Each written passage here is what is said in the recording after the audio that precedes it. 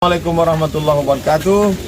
Saya bersama Biker Subuhan Pekanbaru Riau dalam kajian subuh Rabu Riyadhus Shalihin di setiap masjid musola di Jalan Kamboja, Rimbo Panjang. Bagi yang sudah bergabung istiqomah, bagi yang belum segera bergabung. Kiamat sudah dekat. Berkah selalu, sukses. Assalamualaikum warahmatullahi wabarakatuh.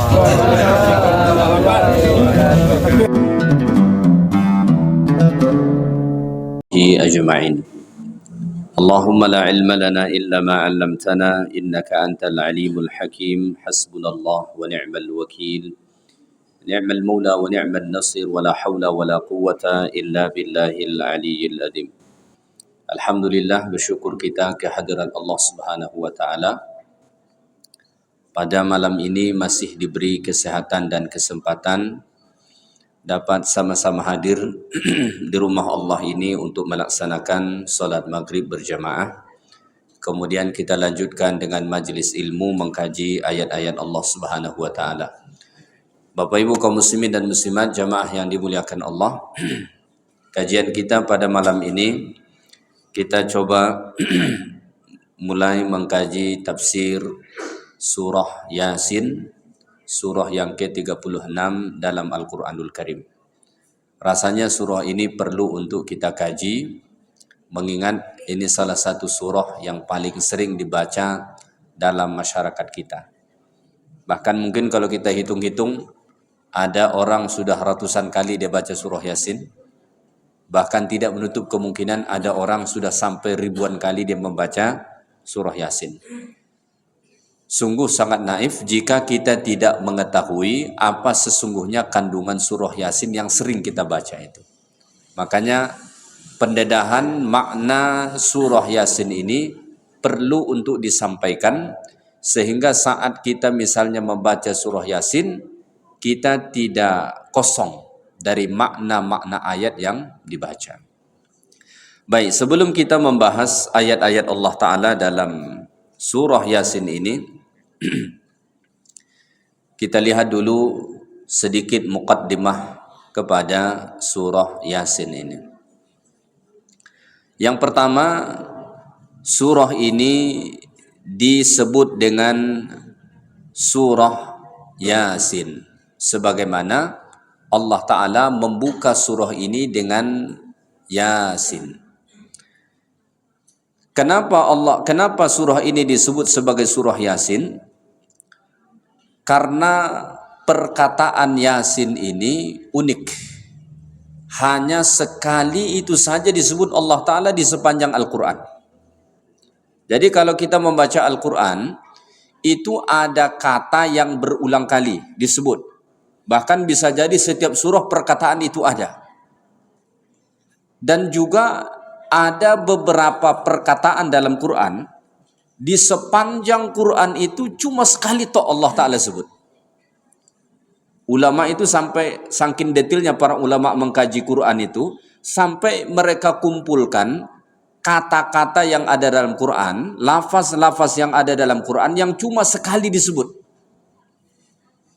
Dari sekian ribu ayat dalam Quran itu, sekian ratus ribu kata, cuma sekali Allah Ta'ala sebut, nggak pernah berulang kali. Salah satunya Yasin. Maka perkataan Yasin itu unik, ya. Maka kemudian disematkanlah menjadi nama surah ini. Zaman Nabi Sallallahu Alaihi Wasallam, surah ini sudah pun dikenal sebagai Yasin. Jadi zaman Nabi sudah dipanggil surah ini sebagai surah Yasin. Salah satu buktinya apa? Ditemukan riwayat-riwayat hadis yang mana dalam riwayat itu Nabi langsung menyebut perkataan Yasin atau sebutan Yasin. Misalnya ada riwayat mengatakan, Iqra'u Yasin ala mautakum. Bacalah surah Yasin untuk orang yang hendak mati di antara kalian.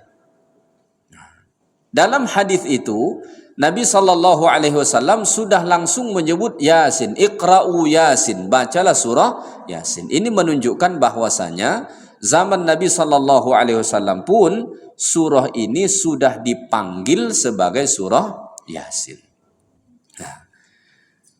Da'aha ba'dus salaf qalbal Quran. Kemudian sebahagian ulama-ulama salaf ini ulama-ulama generasi awal dari tahun yang pertama sehingga tahun yang ke-300. Jadi 3 abad pertama itu disebut generasi salaf. Kalau salafi itu menisbatkan ke situ. Ya. Maka salafi di ujung itu ada ya. Ya itu disebut ya nisbah. Mereka menisbahkan diri kepada generasi 3 abad pertama itu. Itu maksud salafi itu. Menisbatkan diri ke 3 generasi pertama itu. Gitu. Ya. Tapi bukan berarti mereka saja pengikut salaf. Kita pengikut salafus saleh. Ya. Baik. Da'ah ba'du salaf, sebahagian ulama salaf menyebut surah Yasin ini sebagai surah qalbul Quran, jantungnya Al-Quran. Maka kalau ada orang kan bilang begini, apa-apa kok yang dibaca surah Yasin begitu. Kenapa enggak surah yang lain begitu? Ya sebetulnya enggak ada salahnya baca surah lain juga. Misalnya kita buat majelis Al-Baqarahan begitu. Cuma kita kan khawatir 3 orang cuma yang hadir. Kenapa? Walaupun disediakan jamuan makan, jamaah mikir, wah 286 ayat, panjang betul katanya kan. Alasan lain kenapa kita sering membaca surah Yasin, itu ulama salaf atau sebahagian ulama salaf itu menyebut Yasin itu sebagai surah qalbul Quran, jantungnya Quran. Kalau sudah disebut jantungnya Quran dalam diri kita ini apa yang paling penting? Salah satu organ terpenting dalam diri kita jantung. Makanya masalah dikit dengan jantung ini bisa lewat kita kan? Nggak usah pecah, kesumbat aja bisa lewat kita kan begitu. Sangat penting gitu. Maka kalau kita sudah dapat jantungnya, udah aman itu. Jadi kata qalbun itu sebetulnya lebih tepat diterjemah dengan jantung. Kita biasa terjemah dengan hati, ya kan? Sebetulnya dalam organ kita ini kan ada hati, ada jantung. Kata qalbun itu sebetulnya lebih tepat dimaknai dengan jantung. Coba. Ada orang mengatakan berdebar hatiku. Ya kan? Hati di mana letaknya? Ini di tubuh kita ini, di mana letak hati? Di sini. Liver itu di sini. Pernah nggak terasa bergetar di sini? Bergetar hatiku. Enggak. Yang berdebar itu di mana? Jantung. Iya kan? Yang deg-degan itu di mana? Jantung. Makanya kata qalbun itu sebetulnya lebih tepat dimaknai dengan jantung. Ini untuk organ tubuh kita ya, ketimbang hati. Kenapa? Debaran itu, rasa itu sesungguhnya ada di jantung itu. Bukan di liver kita ataupun hati kita. Bukan di situ. Ya, tapi karena sudah terbiasa kita sebut hati ya nggak apa-apalah. Gitu. Jadi sebagian ulama salaf menyebut surah Yasin ini sebagai qalbul Quran, jantungnya Quran. Mungkin ini menjadi salah satu alasan banyak kaum muslimin kenapa kemudian memilih surah Yasin. Logikanya kan kalau jantungnya kita sudah dapat, yang lain itu sudah ngikut lah kira-kira begitu. Ya kan? Baik. Jadi itu juga berdasarkan riwayat.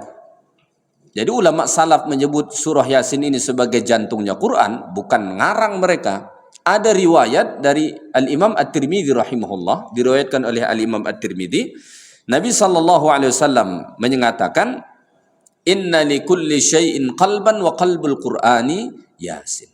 Segala sesuatu itu punya qalb, ada jantungnya.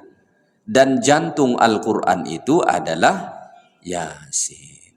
Jadi ini dari sisi nama.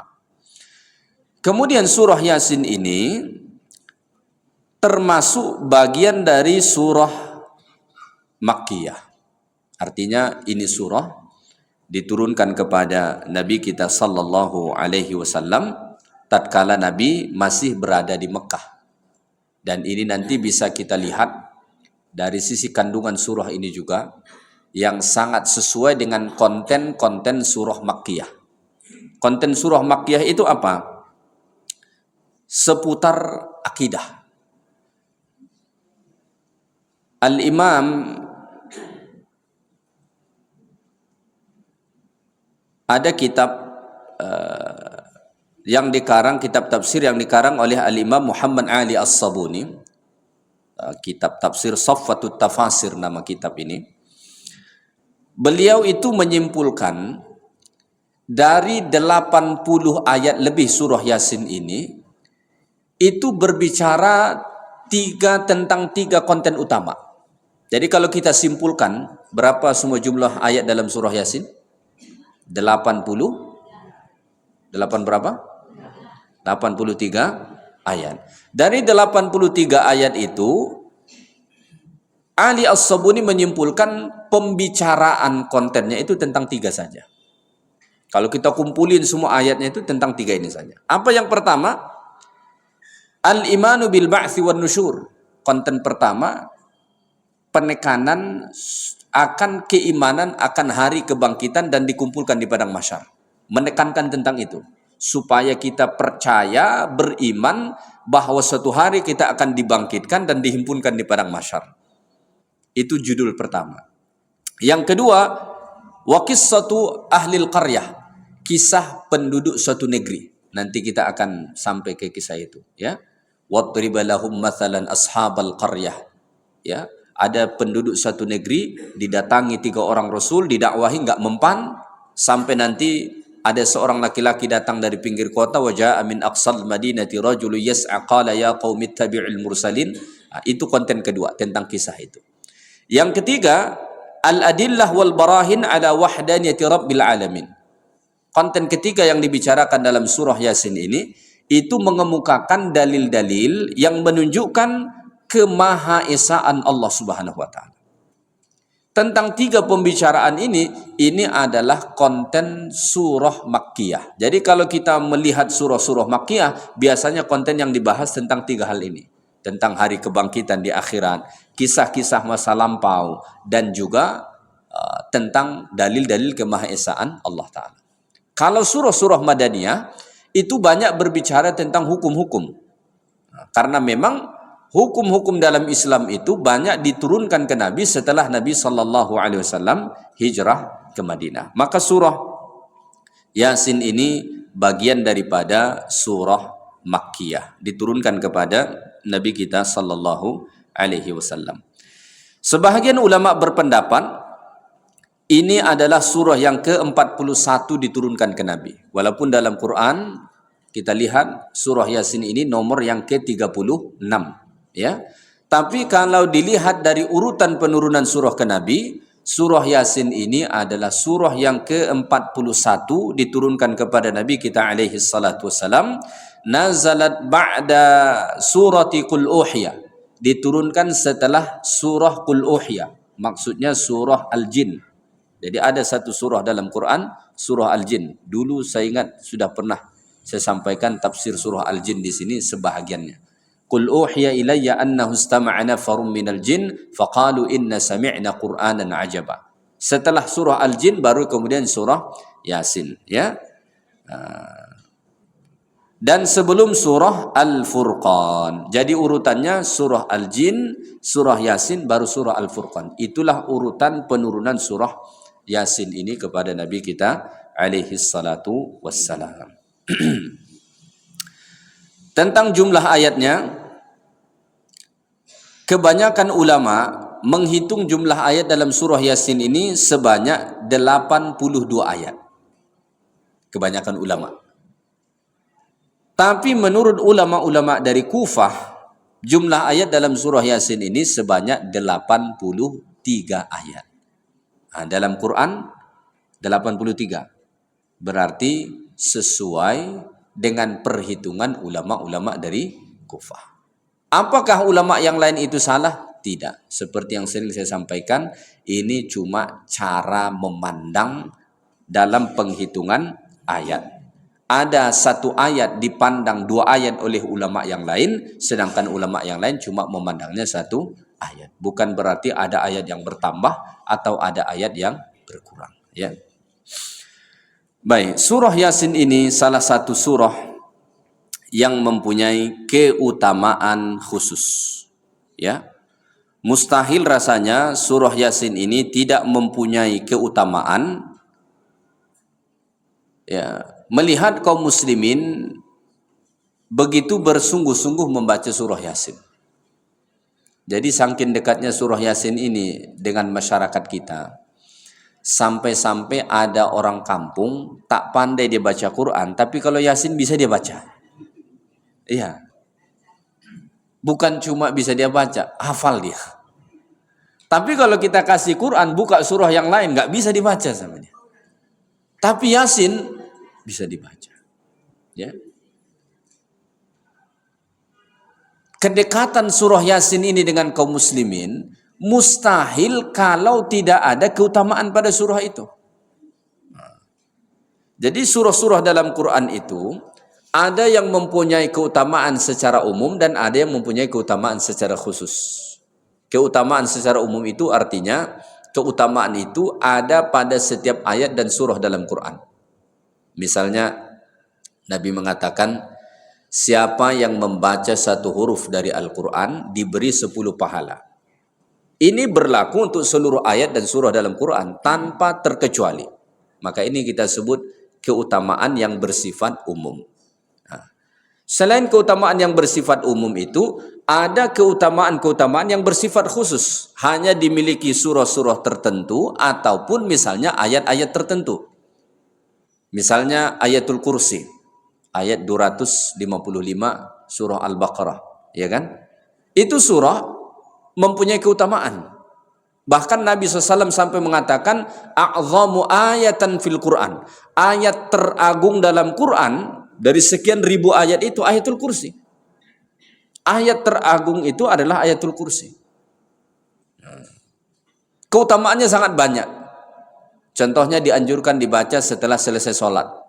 Makanya habis sholat kita zikiran baca ayatul kursi.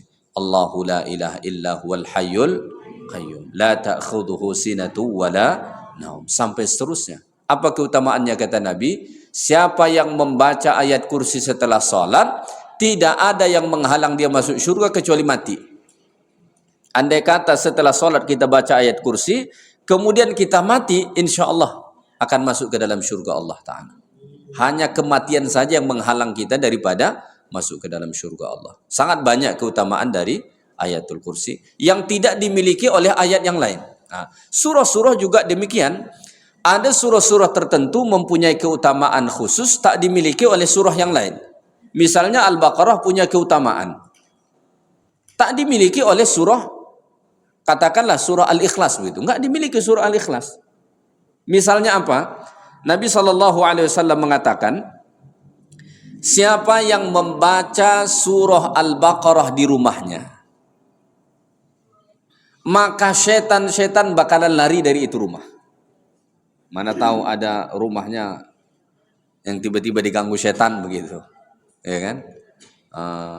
Terasa ada gangguan-gangguan di situ begitu. Surah apakah yang dibaca? Berdasarkan hadis Nabi SAW, baca surah Al-Baqarah. Bahkan disebut di dalam satu riwayat, 3 hari tidak akan bisa setan masuk ke rumah. Dulu di Malaysia ada teman saya, dia spesialis peruqyah rumah baru. Jadi rumah itu kalau mau ditempatin, sebaiknya jangan main masuk-masuk aja begitu. Apalagi rumah misalnya udah kosong berapa lama begitu. Sebaiknya sebelum kita masuk ke situ, buatlah baca-bacaan sedikit. Makanya kita itu punya kebiasaan syukuran rumah baru. Sebetulnya syukuran rumah baru itu bukan semata-mata menunjukkan rumah dia yang baru. Enggak. Tapi di situ dibacakan doa, dibacakan zikir, dibacakan tahlil. Dengan harapan supaya hal-hal buruk menjauh dari rumah itu dan hal-hal yang baik datang ke rumah itu. Jadi teman saya dulu kalau ada orang mau pindahan rumah, dia sering dipanggil untuk meruqyah rumah itu. Saya tanya, kamu baca apa? Dia bilang, saya baca Al-Baqarah. Betul, karena memang begitu disebut dalam hadis Nabi SAW.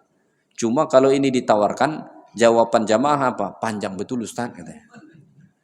Ada yang bertanya, Ustaz kalau dibuat MP3 saja boleh enggak katanya. Jadi kita ini suka cari yang ringan-ringan ya kan. Diputarkan YouTube saja Al-Baqarah awal sampai akhir begitu. Bacalah. Karena ruqyah itu terjadi kata para ulama berfungsi bukan cuma karena ayatnya tok, tapi juga ada faktor siapa yang membaca. Pernah nggak melihat orang meruqyah? Atau videonya lah paling tidak ya. Apa dia baca? Dia baca Al-Fatihah.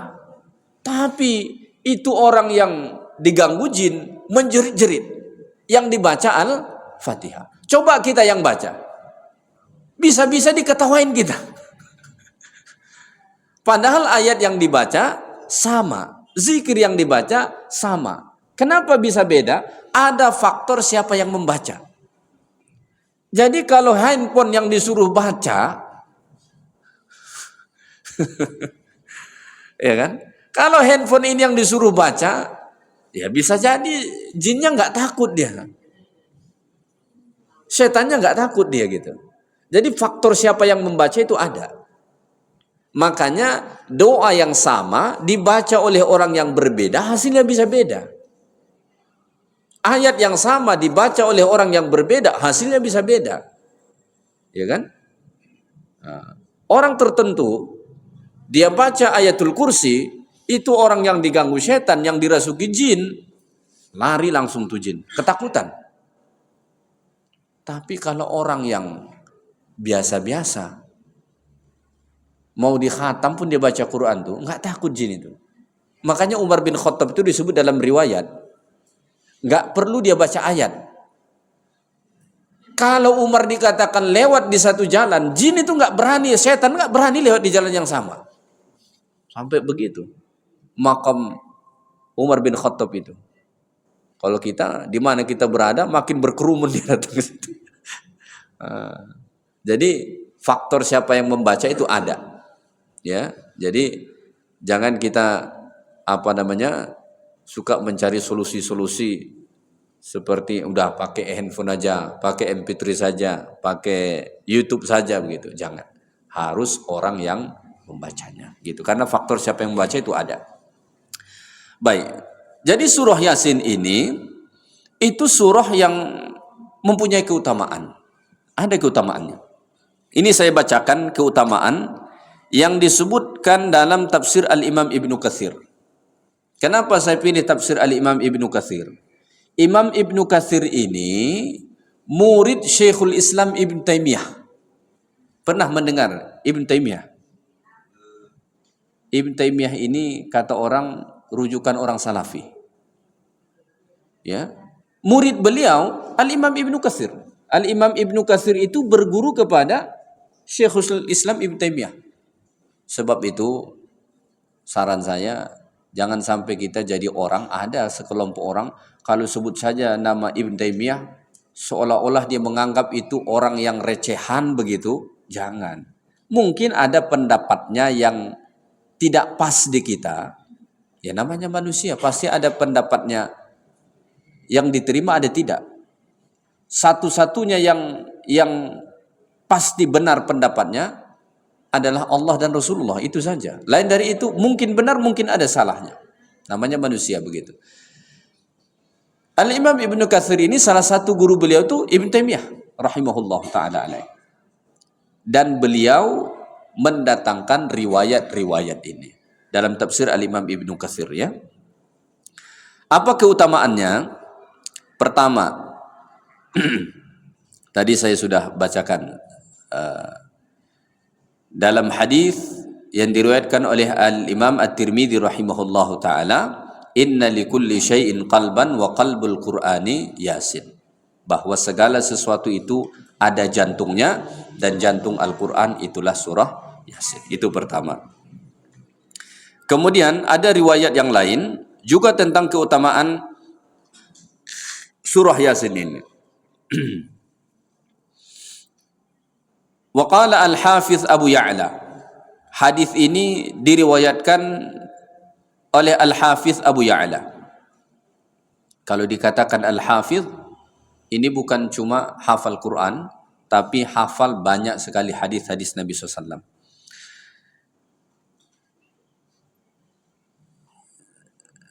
Riwayat ini dari Abu Hurairah radhiyallahu taala anhu, qala Rasulullah sallallahu alaihi wasallam, "Man qara'a Yasin fi lailatin asbaha maghfuran lahu."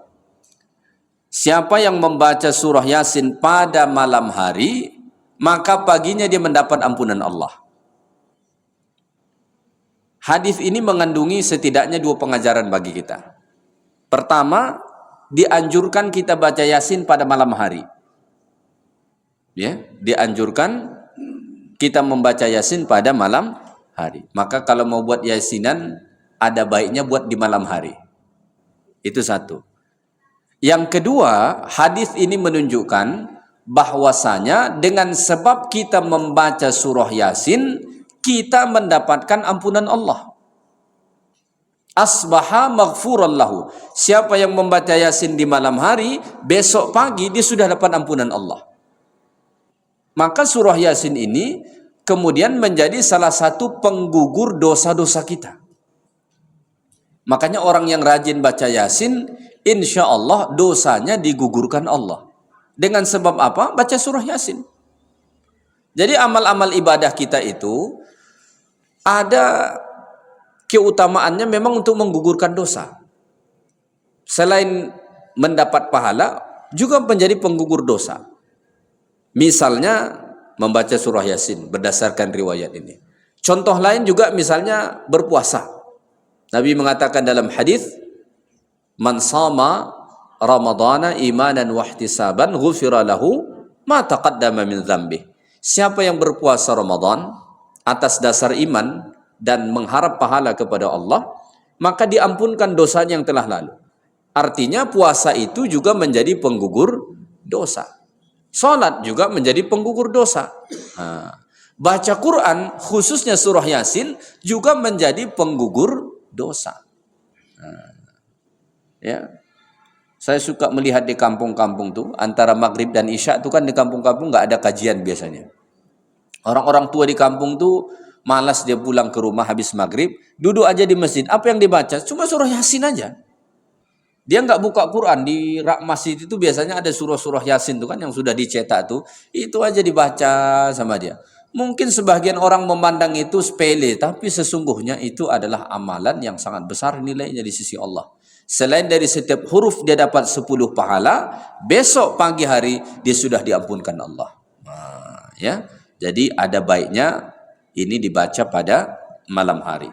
Isnadun jayyid, sanad tentang riwayat ini kuat, bagus, ya. Dalam riwayat yang lain juga ada disebut. Jadi ada beberapa riwayat yang memberikan makna yang lebih kurang sama, ya. Man qara'a Yasin fi lailatin ibtigha'a wajhillah ghufira lahu. Ini juga penting. Siapa yang membaca Yasin pada malam hari karena Allah. Jadi harus ikhlas. Karena ada orang juga Yasinan ini karena segan sama tetangga. Ya. Saya kalau di kampung sangat jarang, hampir saya nggak pernah pergi acara Yasinan. Kalau saya lagi di kampung, hampir saya nggak pernah pergi. Kenapa? Saya tidak suka dengan kebiasaan yang sering dilakukan di sana. Apa itu? Biasanya Yasinan ini kan habis Isya. Saat pergi sholat Isya ke masjid, yang datang sholat berjamaah cuma beberapa orang. Pas pulang dari masjid, itu rumah tempat Yasinan udah penuh orang di situ. Bukan mau buruk sangka, bisa kita katakan yang mau Yasinan ini belum sholat Isya begitu. Tapi kalau misalnya kita sholat Isya berjamaah dulu rame-rame, habis itu kita baru ke rumah yang dituju untuk baca Yasinan tadi, silahkan. Tapi ini kebanyakan sholat Isya pun tidak mau Yasinan. Kenapa? Ya karena nggak enak sama tetangga. Persatuan di kampung itu yang mendorongnya, bukan ibtigha'a wajhillah, bukan karena mengharapkan ridho dari Allah Ta'ala. Maka hampir saya tidak pernah pergi. Karena kita baru pulang dari masjid, tiba-tiba udah penuh aja di rumah tuh. Ini orang belum sholat Isya. Sudah mau ngirim-ngirim pahala begitu. Ya kan? Kita mau ngirim pahala, sebaiknya kan sholat dulu lah begitu. Masa belum sholat tiba-tiba udah mau ngirim pahala gitu. Saldonya belum ada udah mau transfer aja begitu. Isi saldo dulu baru transfer kan begitu. Baik. Kemudian termasuk juga keutamaan surah Yasin ini, dianjurkan dibaca kalau ada orang yang hendak meninggal dunia. Ya. Maka ada disebut dalam riwayat, saya tinggal 2 menit lagi nih. Saya minta maaf tak sempat sampai Isya. Saya bisa beri kuliah. Ada kuliah online saya ke Malaysia malam ini ya. 2 menit lagi. Ada juga keutamaan surah Yasin ini, dianjurkan dibaca untuk orang yang hendak meninggal dunia. Kalau ada orang sakit-sakitan udah hampir mati begitu, apalagi susah kelihatannya mau mati, dianjurkan baca Yasin di sisi dia. Iqra'u Yasin ala mautakum. Walihada qala ba'dul ulama, sebagian ulama mengatakan begini, min khasaisi hadhihi surah, sebagian dari keutamaan surah Yasin ini, annaha la tuqra'u inda amrin asirin illa yassarahullah. Tidak dibaca surah Yasin dalam urusan yang sulit, yang susah, melainkan dimudahkan Allah. Itulah kenapa setiap ada hajat yang dibaca surah Yasin. Kenapa? Kata sebahagian ulama-ulama kita, kalau ada kesusahan, kesulitan, baca Yasin, insya Allah akan dimudahkan Allah. Ya, wa ka'anna qira'ataha 'indal mayyit litunzil ar-rahmah wal barakah. Maka kaitannya dibacakan Yasin di sisi orang yang hendak meninggal dunia tadi, supaya turun rahman Allah Ta'ala untuk dia dan keberkahan. Waliyashula alaihi khurujur ruh, dan supaya mudah ruhnya keluar. Jangan sampai dibongkar bumbung rumah tuh. Kan ada tuh orang-orang kampung-kampung, tak mati-mati, wah panjat dulu tuh, bongkar bumbung rumah. Sebetulnya tak perlu itu dibuat. Ya, tak dibongkar pun itu pasti bakalan mati. Cuma prosesnya mungkin sulit nih matinya. Nah, itu saja. Baik, saya minta maaf, ini saja kajian kita untuk malam ini. Tak sempat sampai masuk waktu Isya karena saya harus ngejar waktu. Yang baik dari Allah, yang kurang dari saya. Subhanakallahumma bihamdik, asyhadu an la ilaha illa anta, astaghfiruka wa atubu ilaik. Assalamualaikum warahmatullahi wabarakatuh.